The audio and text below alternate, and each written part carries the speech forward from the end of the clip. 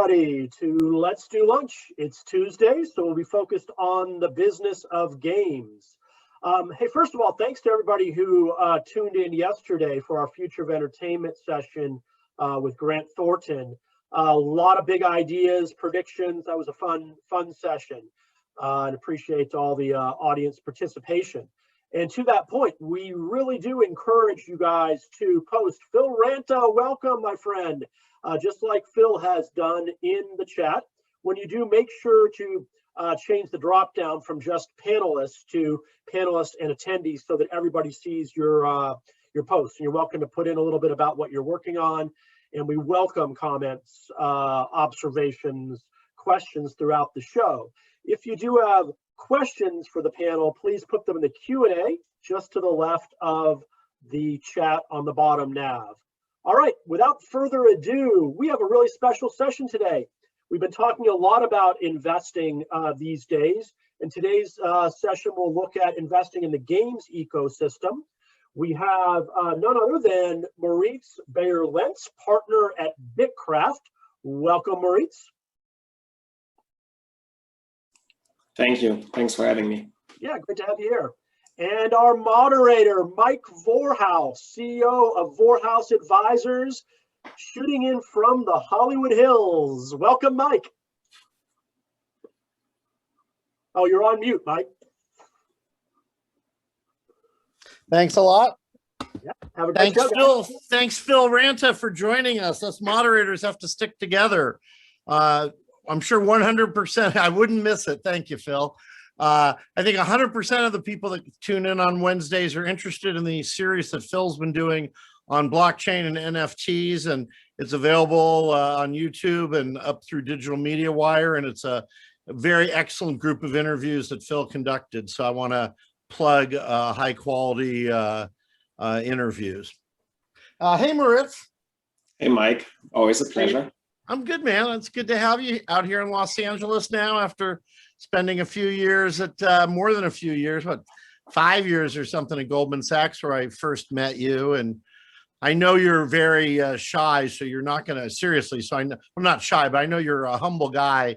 So I know you're not going to talk about the fact that you're a professional video gamer in Germany 20 years ago. And we all want to know what game you were playing when you were 5. And, you know, your great service teaching in Germany and moving to the States to be at IBM and McKinsey and being active at Stanford, where you're on the board of trustees, which is super prestigious, and serving the right president of the United States in regard to their digital service strategy. And I mean, you know, I've always loved being with you because you're a smart guy, but wow, what a record. And thanks for all that service. I hope I didn't embarrass you too much. But what we'd all love to know is we'd love to know how you got into gaming. What kind of brought you around to gaming as a kid, as a competitor, and as a business person? Yeah, so you know, 20 years ago was not age 5, but even for me, teenage years. So I grew up in this small town near Hanover in Germany, which is a city that people already make fun of for nothing there ever happening, and certainly nothing happened in that little town that I grew up in. We were actually only connected to the internet in 2000, so a little bit late to the metaverse, if you want so.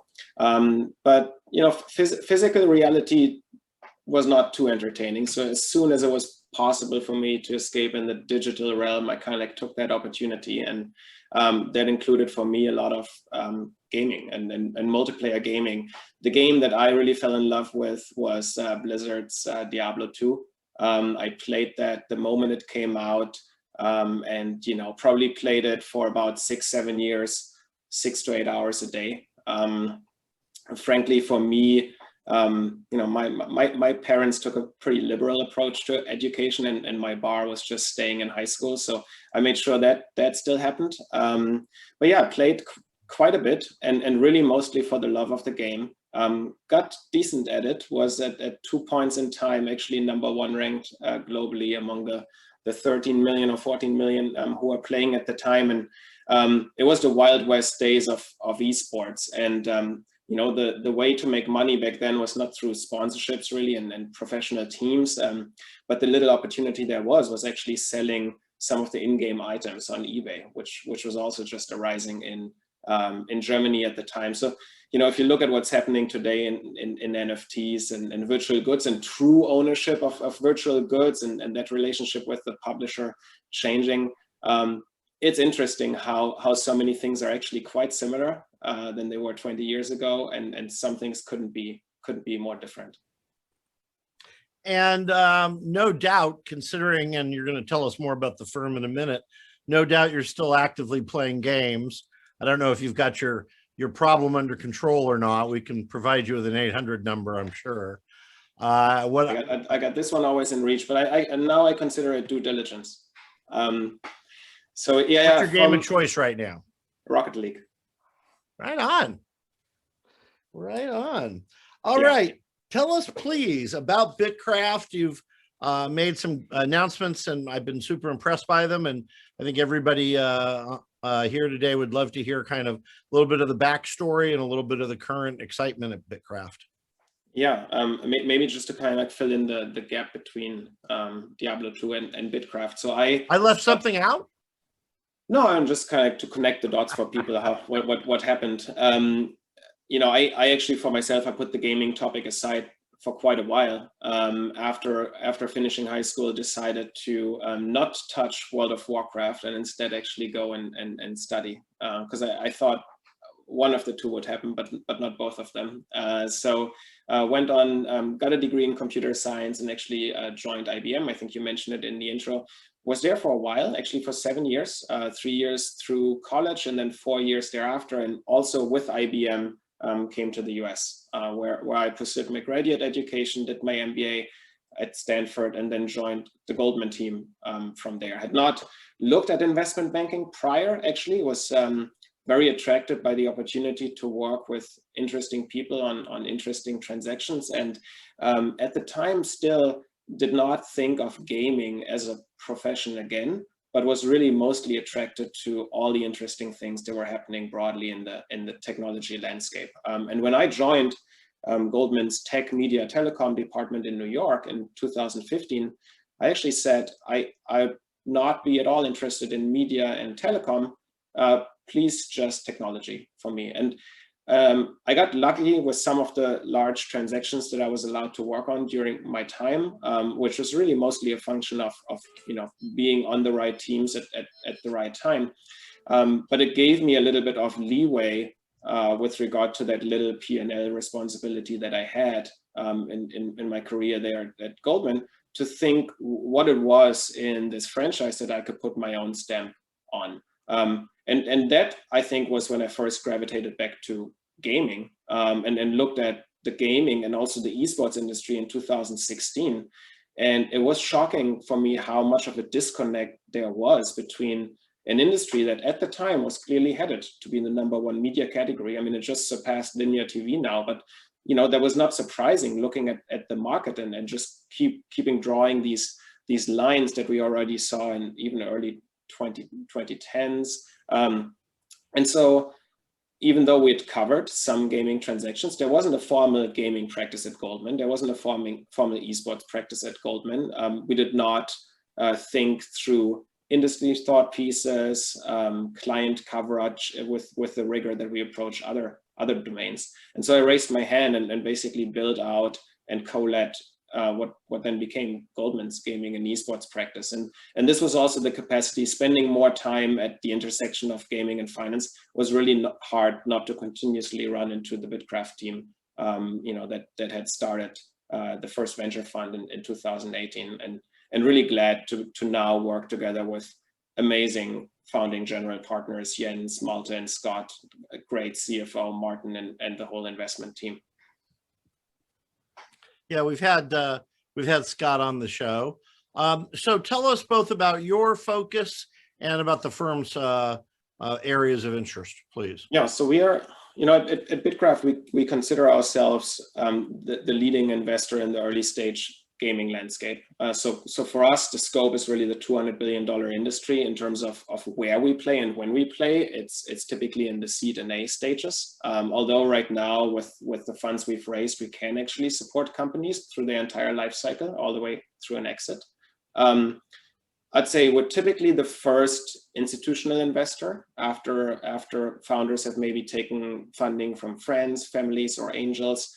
We've made over 50 investments today, and the areas in which we focus are game studios. So we like to actually, talk to founders who are building interesting content IP, who are starting new game studios. We invest in platforms. Examples would be things like Discord, Roblox you could put into this category, or Twitch. But we also invest in technologies around gaming. This has been where I've been a little bit more focused. More recently is this interesting intersection of tech and gaming, and everything that fuels the infrastructure around bringing these virtual worlds to life, but also bringing them to the end users, and how we interact with them in the future. And so we've even invested in innovations around augmented and virtual reality, haptics, audio spatial innovations, volumetric video. And we are a global team with a global mandate, and always interested in talking to entrepreneurs who believe that they have interesting innovations in any of these areas. And what sort of stage are you open to? Yeah, so we I'd say 90% of our checks historically have ranged between 1 and 8 million. That's probably fair to say. So for us, that's seed and A. We look at B rounds as well. We typically like to build conviction around a case and then put a foot forward as a lead investor, but we also don't have to lead the deal. Okay. Post-product, pre-revenue, post-product, post-revenue, beginning of revenue? It can be as early as a team and a dream, although it probably have to be an extraordinary team with an extraordinarily strong concept that we can get behind. And it can range on the other side of the spectrum to companies that already have scaled revenue streams in the couple of millions on the other side of the spectrum. I give a lot of early stage guys the advice, if it's just an idea and you've never done it before, good luck. You should be speaking to friends and family. That's why they call it that.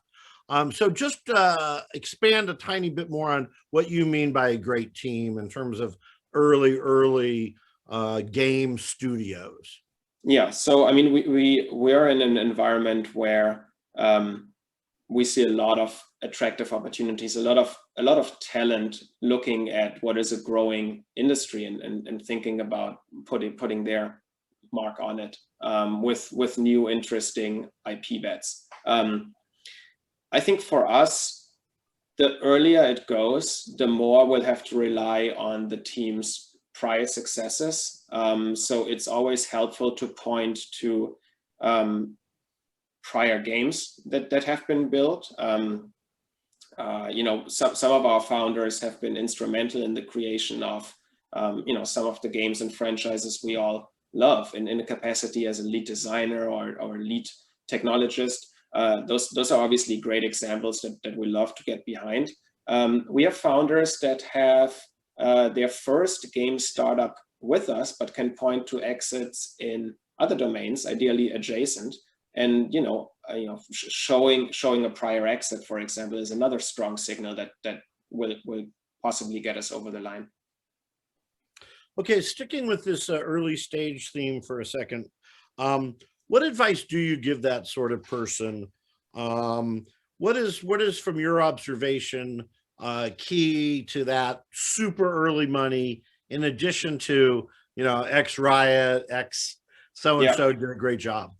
Yeah, no, I'll tailor it a little bit more broadly, because I'm sure not everyone here is necessarily starting up inside gaming, but it's applicable to gaming just as much. I think it sounds a little bit trivial, but first of all, make sure you understand what a VC you're reaching out is actually looking for. Make sure there is a fit. I think we're still surprised about some of the inbounds that reach us, which have in many cases nothing to do with what we invest in.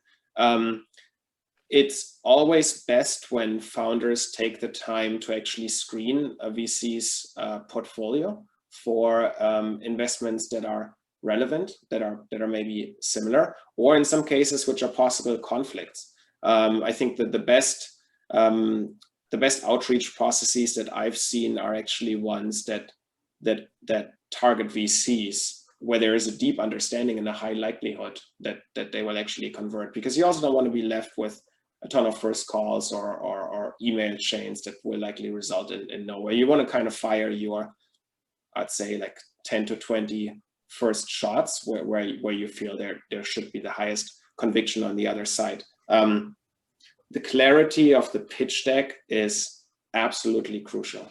A lot of VCs will see 5 to 10 inbounds a day. And, you know, considering a lot of other things that are going on in our daily lives, there's only so much time and attention span that you can dedicate to a new pitch. And, you know, it's almost like a standard motion. You go in deck, you look at it, you scroll through, and to be perfectly honest, oftentimes the initial reaction or the initial gut feeling is probably made within like 10 to 30 seconds.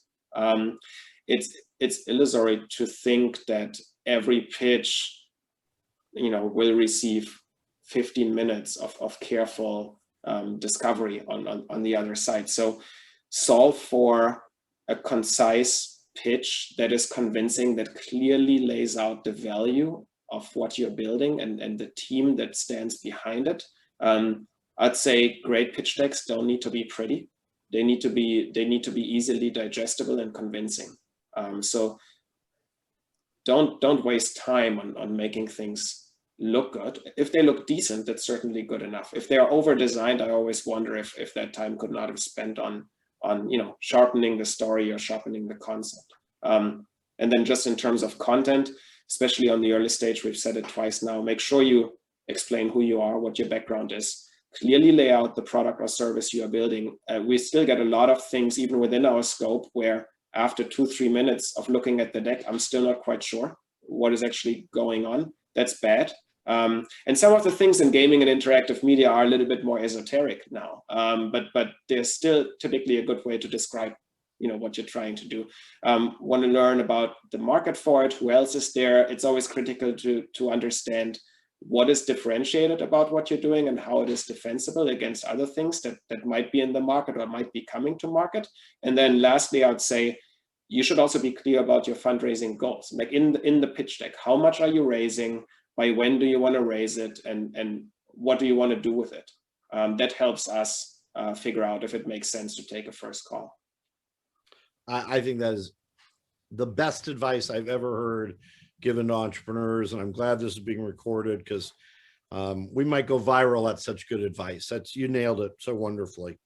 Okay, and then process with you guys. How does somebody reach out to you, or do they reach out to the firm? Yeah.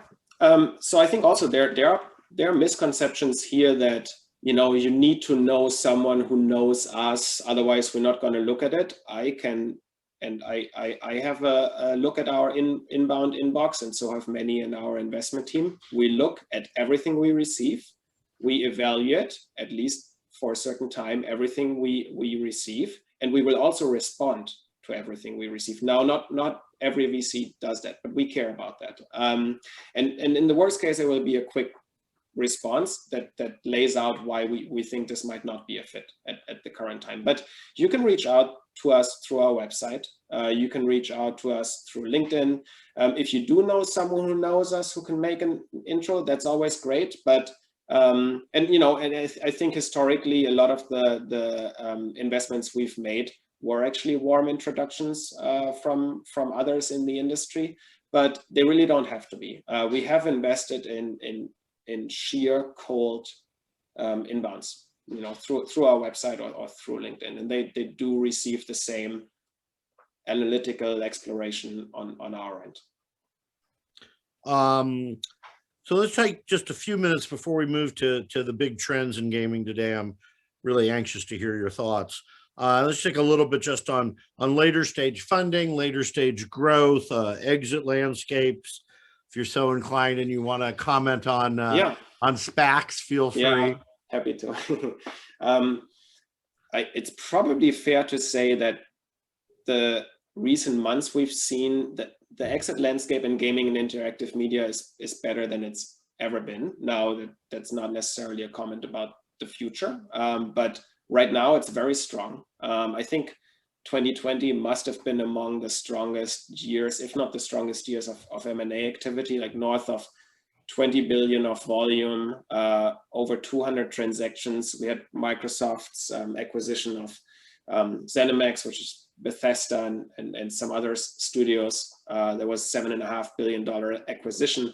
And Microsoft, based on public sources, looking at Discord now, which is rumored to be in the 10 billion ballpark. So that's on the M&A side. On the IPO side, we've seen Unity, Roblox, Corsair, a few others. And then, on top of that, the SPAC market, which has been incredibly active across sectors. There's a lot of debate on whether that will hold up and what the supply and demand dynamics are there. Hard to predict that. That's why I'm kind of coming back to my initial comment. Right now, it's very good. For someone who has a precious game studio or platform or technology play, I think there's now a lot of possible avenues this can be liquidated eventually. And the key comment, I think, on the exit landscape is, with gaming having advanced to become the #1 media category, it's no longer just game publishers looking at gaming assets. If you look at what Amazon has done with Twitch, or even Amazon Web Services, Lumberyard, Luna, Apple with the App Store, obviously, but also Apple Arcade. You have Facebook, Google, Microsoft, Sony, Tencent. Everyone's looking at gaming as the #1 entry point to the consumer these days, and as a sector that can't be underestimated in the importance on the B2C side. And so historically, where game studios would only be sold to, I don't know, an Activision Blizzard, a Take-Two, or an EA and some others, now you're bidding against, in recent prominent cases, Microsoft. Now you're bidding against Amazon. And that also creates rich competition on the upstream side that I think is attractive for founders and bringing a lot of talent to the point where they're thinking, is this the time to start something and bring my own dreams into realization? Since this is so relevant to the immediate topic, I'm going to read one of the questions. This is from Ari Fox. Aren't SPACs bad for esports? I'm not sure if this is something that I can, easily answer with a yes or no. I mean, for now, I would say SPACs help entrepreneurs because they create another exit round. I think there's a lot of, again, it's very hard to comment on the SPAC landscape overall. I don't see why they would be particularly bad for esports, quite frankly, or any specific sector for that matter. To me, they create another exciting exit opportunity that wasn't there before. It actually was there before, but I think somehow in the more recent months, people paid a lot more attention to it, and we'll see how that continues. But from an entrepreneur perspective, I think they only represent an upside for the time being. And a number of founders have gotten super voting rights through their SPAC deals. So I'm sure the CEOs that have gotten that consider that to be pretty important. I am not going to ask you the question where they want to throw some specific IPO companies at you for your opinion. I just think that's unfair, and unless you're as controversial as I like to be. Yeah, we can take the advice on stock picking maybe to LinkedIn. There you go. Excellent. Cool. Thanks for those comments on later stage. Now let's talk about, the real meat, plant-based or otherwise. And by the way, I always like to take a minute and just, community is important, and, welcome some of our friends. Of course, Tinzar Sherman is the CEO of the the whole company, Digital Media Wire. This guy, Scott Rupp, he's super smart, good looking guy, good investor. You should hang out with him, Moritz. Ross Borden from Namco Bandai, Rich Melheim, one of the great futurists, Phil Ranta, Pete Arden from Disruptor Beam and Behavior, and Paul Warchowski, great investor. Got a bunch of great people tuning in today. We have Bruce Hack here. He disappointed to hear your World of Warcraft comment. My old buddy, Maurice Scarborough, Mark Lewis. Got a lot of people here. Once again, I guess we'll go with this question for this reason. Not a lot of women. How are you reading the whole diversity inclusion world in venture and startup and gaming? Yeah, I mean, we've talked about it extensively, I think, ever since I joined. It's a focus of ours, also because you're now solving for a market that is roughly 40% female, right? Like the gaming industry is no longer an audience of, you know, teenagers sitting in their parents' basement, male teenagers sitting in their parents' basements. It is much more diverse. We have actually made a couple of investments specifically with IP and platforms that have a much higher female audience than those 40% as well. It's very clear, I think, from our perspective, this is underserved. We're doing our part to also promote not just female entrepreneurs, which we have in our portfolio, but you know, female talent seeking their way into venture capital firms, including gaming venture capital firms.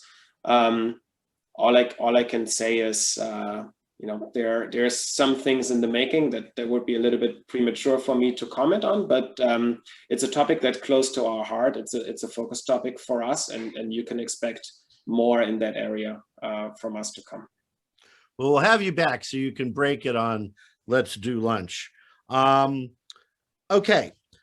Big trends in gaming. We got a number of them. We'll see what order we go through and how many we get through.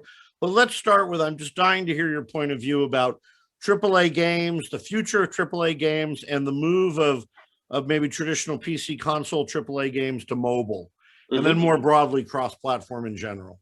Yeah, I mean, a lot has been said about this, right? And if you're a VC firm looking at game studios and game investments and always thinking, how big can this be? It's hard to ignore the fact that most of the 3 billion gamers today are actually on mobile. Now, monetization is obviously a little bit in favor of PC and console, but I think if you look at the most popular games most recently, many of them had a cross-platform approach or angle to them, including things like Fortnite.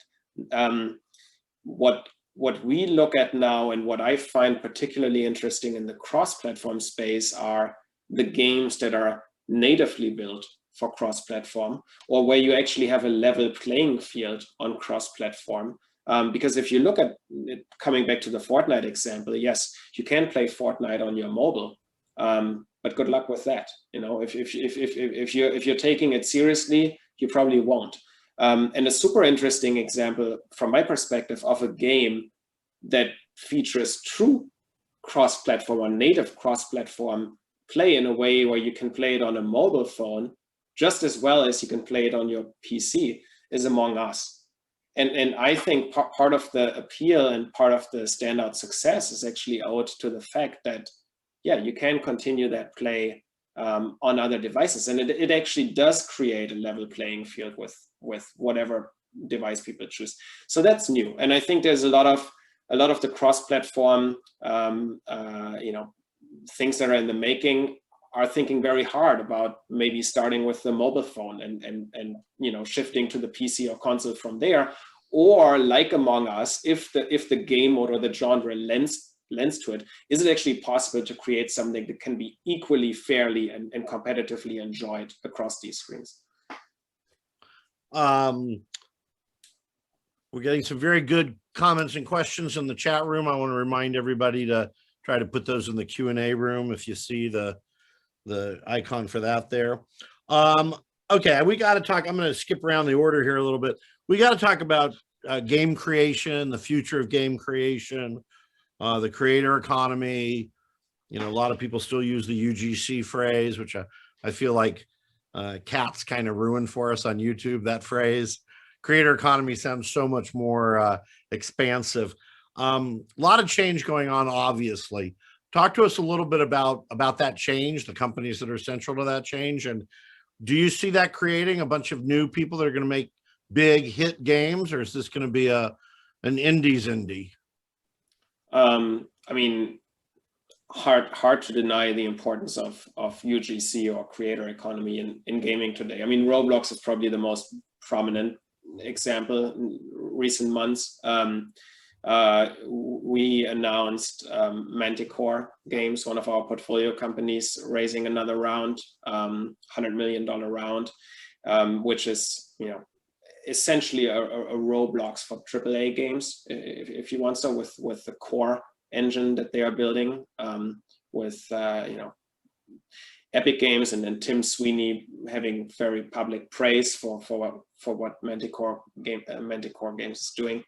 And so, you know, you almost can look at what's going on there as a natural extension of what has already happened with game engines like Unity and Unreal, right? If you wanted to build a game, let's say 15 years ago, you were genuinely building from scratch, or maybe on top of something you'd built prior.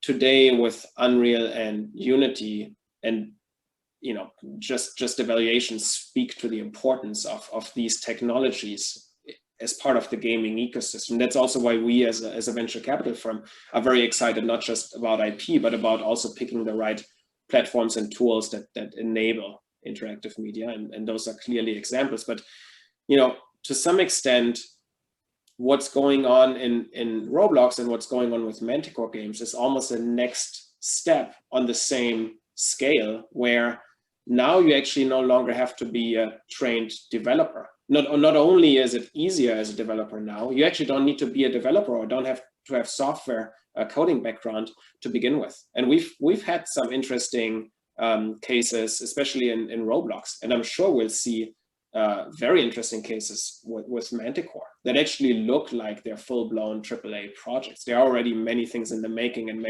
many exciting games that are featured where it's mind-blowing to look at what you can build with these tools today, and they all look very different, and they have different game modes, they have different art styles. I find that really fascinating. And so for us, this obviously then creates the notion to pay very close attention to what does it even mean to be a game studio today. You know, is the game studio of the future possibly very different from how a game studio looks today? Maybe the most popular and most successful interactive media creators in 10 years don't even have a trained software development background. We'll see how that unfolds, but it's possibly, yeah, we'd be lying if we think that that's not an opportunity or an option.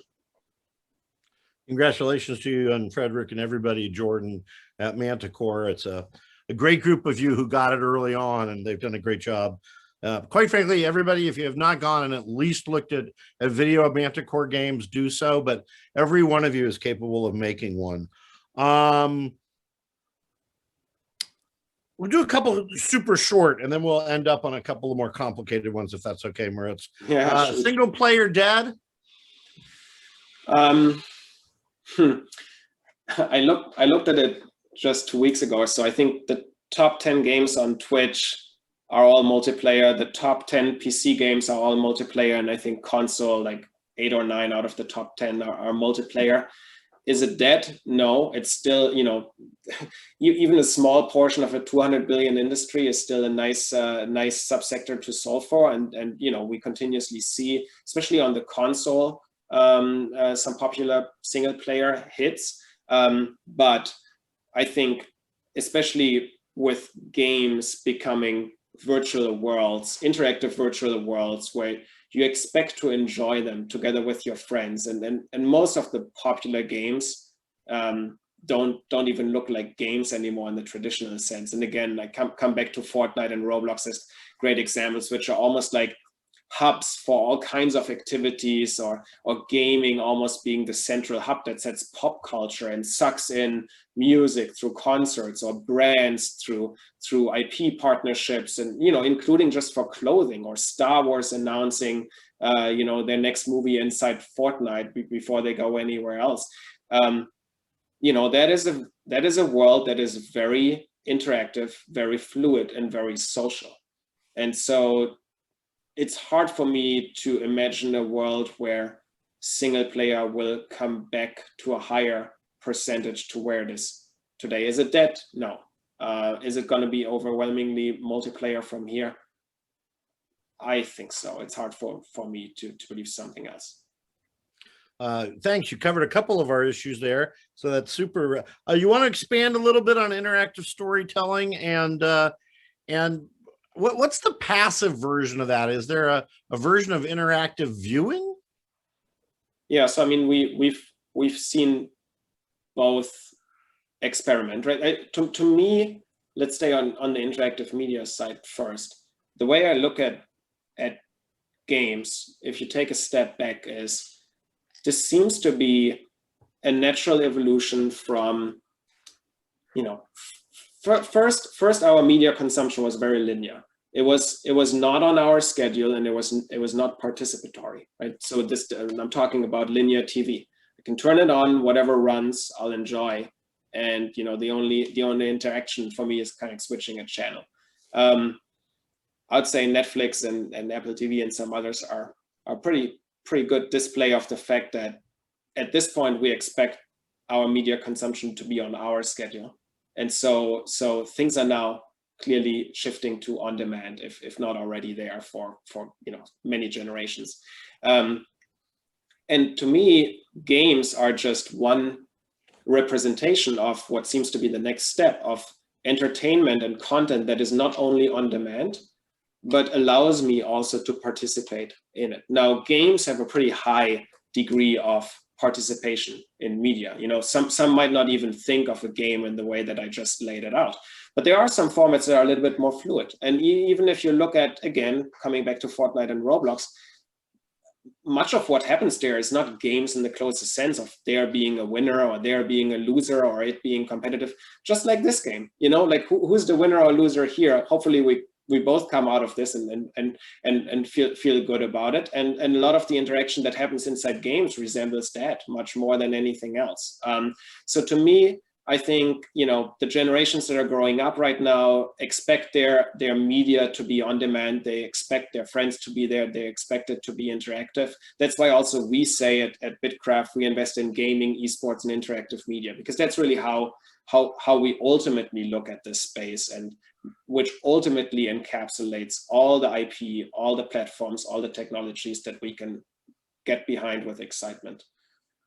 So Clubhouse would probably fall within your broad definition. I think from a scope perspective, yes, what they're trying to solve. From a stage perspective, obviously it would be much more advanced than where we would look to come in. Right. But yeah, in theory, I think those lines will only continue to blur between what is a game and what is not in the more narrow sense. Do you think ultimately voice games will be big, and what are you seeing in voice games right now? Yeah, so we've placed, I think, very exciting bets in the audio space and in technology that makes audio more immersive, but also platforms and technologies that allow a gamer's voice to be a more central part of the playing experience. I think if you look at what has happened in games to a large extent, just from an immersion perspective, we focused extremely on visual fidelity, and so everything got more realistic looking and brighter. But there are certain parts of the human sensation apparatus, I don't know what the right word is here, from an audio perspective, but from a haptics perspective also, that were a little bit neglected, even in terms of our devices. If you look at the iPhone, for example, you know, screens got bigger and brighter, but a lot of the other things that are relevant for the human sensation and the interaction with the virtual world stayed somewhat similar over the last 10 years. And so for us, audio, I think, is one of the elements where we think there's still a lot of innovation that hasn't been tapped into, especially when you compare it relatively to the visual progress that has been made over the last 10 years. So some of our companies in that space are Spatial and Voice Mod, if people want to check those out.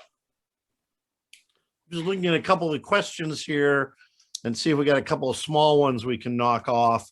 Here's a super precise question from Josh Newman. And this is actually something that I talk to a lot of early stage entrepreneurs about, and I'll be curious to see your advice. Do you like to see forecasted financials from early stage companies in their investor decks? How early, how far out? Yeah, so I think, so it's typically helpful to have, I would say, 3 years of projected financials for two reasons. I can tell you what the reason is not. It's kind of like pinning someone down once we invest and say, hey, we invested 2 years ago. 2 years ago, you gave us this pitch deck with this number. I mean, if you hit it, that's probably more impressive than anything else, right? Chances are you might be quite a bit off. But the high or low? High or low. That's true. For us, it helps to understand a founder's perspective of how this can scale. That is helpful in itself, but I think the most important part about forward projections and modeling is that it helps us to tap into the operational model that is behind these numbers. And I usually ask not just for the numbers, but for a little bit of a build-up of what are the key underlying assumptions that help us arrive at, you know, this revenue number or this gross margin or profitability in year 3. By the way, that in itself is also helpful to see when, from a founder's perspective, something can turn profitable. So that's another good reason for modeling. But it really doesn't matter if, like, you know, year X is 2 million or 10 million or 15, because that's still, you know, that still depends on a lot of things. But it oftentimes you can see whether a founder has spent the time to think through what are actually the assumptions that need to be true and what are reasonable expectations with regard to audience, with regard to monetization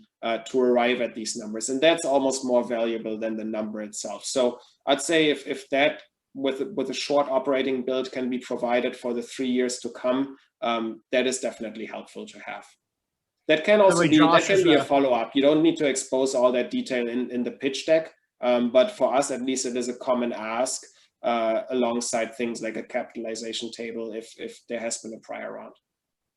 Just wanted to mention that Josh, who asked the question, is the president of Melon, which he identifies as a top developer on Roblox.